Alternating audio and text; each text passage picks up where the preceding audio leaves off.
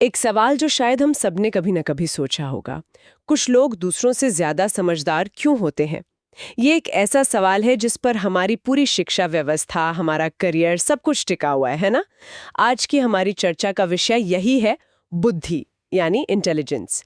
हमारे पास जो स्रोत हैं, way the architecture of human intelligence से लिए गए कुछ अंश हैं। और हम ये समझने की कोशिश करेंगे कि मनोविज्ञान में बुद्धि का मतलब क्या सिर्फ परीक्षा में अच्छे नंबर लाना है या ये उससे कहीं ज्यादा है। बिल्कुल। और हम इस सफर में ये भी देखेंगे कि बुद्धि को लेकर हमारी सोच वो कैसे बदली है।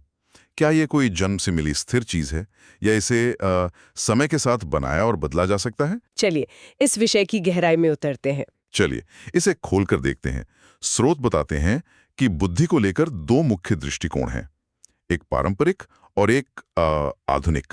इनमें क्या फर्क है? तो जो पारंपरिक दृष्टिकोण था वो मानता था कि बुद्धि जन्म से मिलने वाली एक क्षमता है, मतलब एक अकेली चीज, एक सिंगल एंटिटी जैसे, मतलब जो मिल गया सो मिल गया। हाँ, कुछ वैसा ही।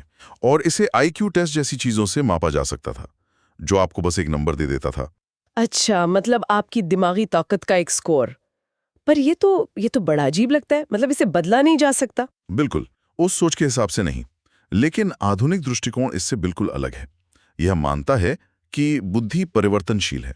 यानी इसे बदला जा सकता है। हाँ, और ये कई तरह की होती है। इसे किसी एक टेस्ट से पूरी तरह नहीं मापा जा सकता। यहीं पर बात और भी दिलचस्प हो जाती है। स्रोत में बुद्धि का निर्माण, मतलब कंस्ट्रक्शन ऑफ इंटेलिजेंस जैसी एक अवधारणा का जिक्र है। इसका क्या मतलब है? इसका मतलब है कि बुद्धि कोई ठोस वस्तु नहीं है। इसका निर्माण हमारे वातावरण, हमारे अनुभवों और हमारी शिक्षा के जरिए होता है। यह एक बहुआयामी, मतलब मल्टी डायमेंशनल चीज है। अगर बुद्धि इतनी जटिल है तो मनोवैज्ञानिक इसे परिभाषित कैसे करते हैं? स्रोत के अनुसार इंटेलिजेंस शब्द लैटिन के इंटेलिजरे से आया है, जिसका मतलब है समझना। पर परिभाषा को लेकर तो काफी मतभेद है ना? हाँ, और यही तो दिलचस्प बात है कि कोई एक सर्वमान्य परिभाषा है ही नहीं।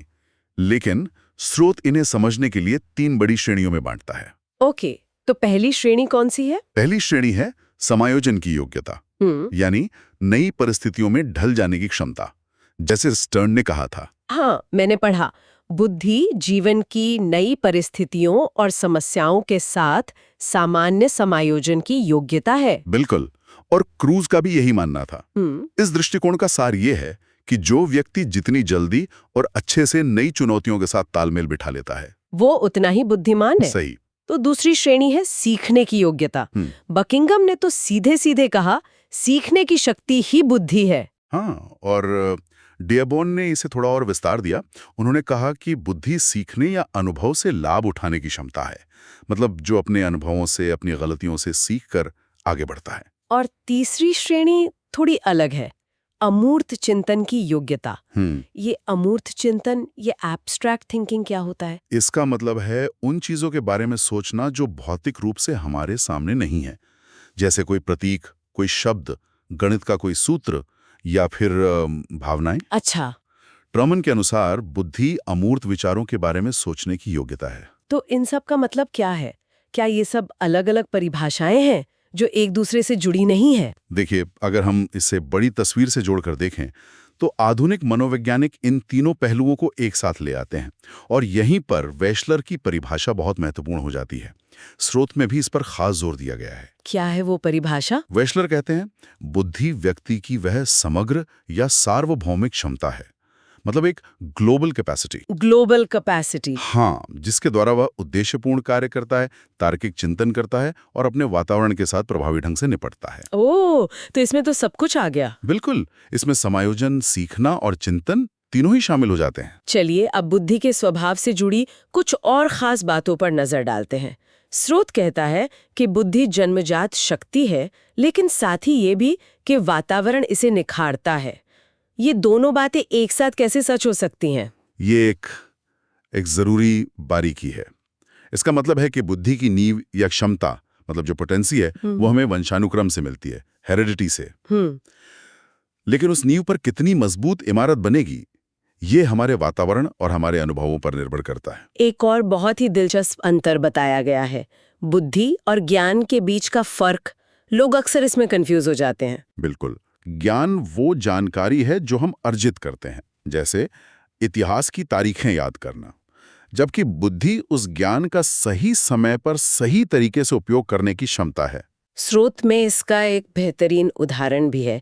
एक अनपढ़ व्यक्ति के पास किताबी ज्ञान कम हो सकता है, लेकिन उसके पास व्यावसायिक बुद्धि मतलब कॉमन सेंस ज्यादा हो सकती है। और ये एक बहुत महत्वपूर्ण सवाल खड़ा करता है कि हम समाज में आखिर बुद्धिमान मानते किसे हैं? सही बात है। और लिंग भेद के बारे में क्या मनोविज्ञान लड़के और लड़कियों की बुद्धि में कोई फर्क मानता है? स्रोत के अनुसार बिल्कुल नहीं।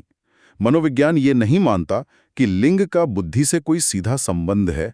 तो ये जो धारणाएं हैं ये सिर्फ सामाजिक है? हाँ, ज्यादातर सामाजिक परवरिश और मिले हुए मौकों का नतीजा होती हैं। अंत में बुद्धि के विकास का एक अनोखा मॉडल दिया गया है, लंबवत और क्षैतिज विकास, वर्टिकल एंड हॉरिजॉन्टल। ये क्या है? ये एक बहुत ही आकर्षक अवधारणा है। लंबवत विकास का मतलब है बुद्धि की मूल क्षमता का बढ़ना, हमारी रॉ प्रोसेसिंग पावर, अच्छा। जो किशोरावस्था यानी लगभग 16 से 18 साल की उम्र तक अपनी चरम सीमा पर पहुंच जाती है। और क्षैतिज विकास वो क्या है? वो जीवन भर चलता रहता है। हम अपने अनुभव, अपने कौशल और ज्ञान का दायरा लगातार बढ़ाते रहते हैं। तो भले ही हमारी मूल क्षमता एक स्तर पर स्थिर हो जाए, हम जीवन भर अपने ज्ञान और अनुभव के विस्तार के माध्यम से ज्यादा प्रभावी ढंग से बुद्धि का उपयोग करना सीखते रहते हैं। तो आज की चर्चा में हमने बुद्धि की अवधारणा की कई परतों को खोला। हमने देखा कि कैसे इसकी परिभाषा एक स्थिर जन्मजात चीज से बदलकर एक परिवर्तनशील और बहुआयामी क्षमता के रूप में स्थापित हुई है। हमने ये भी समझा कि बुद्धि सिर्फ किताबी ज्ञान नहीं, बल्कि नई परिस्थितियों में ढलने, अनुभवों से सीखने और अमूर्त रूप से सोचने की एक समग्र योग्यता है, जैसा कि वेशलर ने अपनी परिभाषा में बताया है। और जाते जाते श्रोताओं के लिए एक विचार छोड़ जाते हैं। स्रोत यह बताता है कि किशोरावस्था के बाद बुद्धि का लंबवत विकास भले ही रुक जाए, लेकिन क्षैतिज विकास जीवन भर चलता है। सही बात है। तो सोचने वाली बात यह है, क्या हम अपने जीवन के अनुभवों और सीखने की प्रक्रिया को जानबूझकर इस तरह से दिशा दे सकते हैं कि हमारी क्षैतिज बुद्धि का विकास और भी प्रभावी ढंग से हो? और अगर हाँ, तो कैसे?